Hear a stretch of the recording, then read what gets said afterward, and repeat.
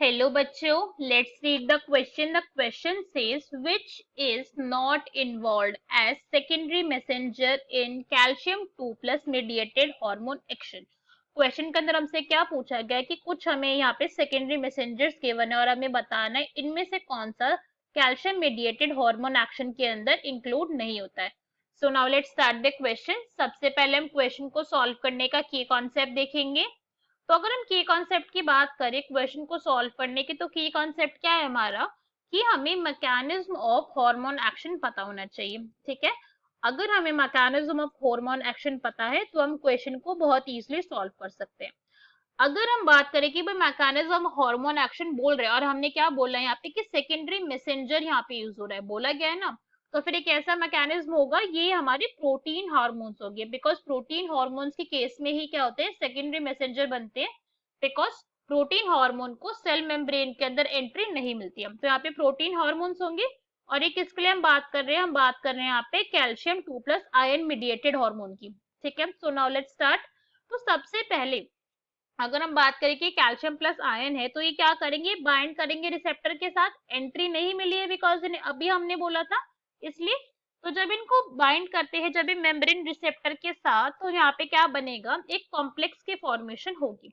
और इस कॉम्प्लेक्स को हम क्या कहते हैं, प्रोटीन रिसेप्टर कॉम्प्लेक्स कहते हैं. क्या कहते हैं हम इसे, प्रोटीन रिसेप्टर कॉम्प्लेक्स.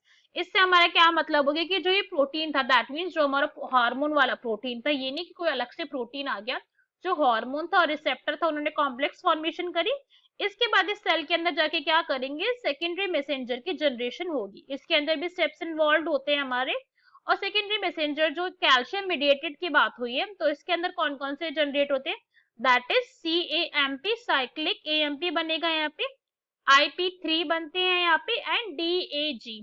ये सेकेंडरी मैसेंजर इन्वॉल्व होते हैं किसके केस के अंदर, अगर हम बात करें कैल्शियम मीडिएटेड हार्मोन एक्शन की अगर हम बात करें. जब ये सारे सेकेंडरी मैसेंजर बन जाएंगे तो ये बॉडी के अंदर क्या करते हैं, फिजियोलॉजिकल इफेक्ट शो करवाते हैं. ठीक है, अब जिस टाइप का भी यहाँ पे बॉडी को इफेक्ट करवाना है, कॉन्ट्रैक्शन करवानी है, रिलैक्सेशन करवानी है, या फिर कोई भी और एक्शन करवाना है हार्मोन को, वो अब यहाँ पे इफेक्ट प्रोड्यूस होगा.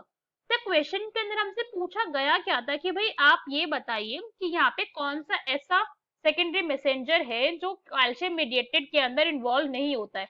तब एक एक करके हम सभी के लिए चेक करेंगे, ऑप्शन रीड करेंगे.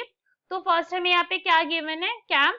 तो कैंप यहाँ पे नॉट इन्वॉल्व में तो नहीं है, तो ये इनकरेक्ट हो गया, इन्वॉल्व था ये तो. नेक्स्ट हमें क्या गिवन है, DAG, ये भी इन्वॉल्व था, ये भी इनकरेक्ट हो गया. सी अगर हम देखें फॉस्फोइनोल लाइपेज, ये कैसा है, ये हमारा करेक्ट ऑप्शन है, करेक्ट. तो सी हो गया हमारा करेक्ट. बिकॉज सी की अगर हम बात करें तो भाई सी क्या है अपने आप के अंदर, ये एक एंजाइम है. ये एंजाइम है और ये क्या करता है, ये हाइड्रोलाइज करता है किसको, फॉस्फोलिपिड को. ये हार्मोन नहीं है, इसका एंजाइमेटिक फंक्शन होता है.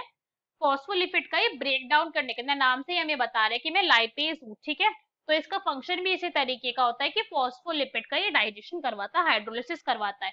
तो सी इज आवर करेक्ट आंसर, ये हमें पता चल गया. डी में हमें क्या गिवन है, IP3.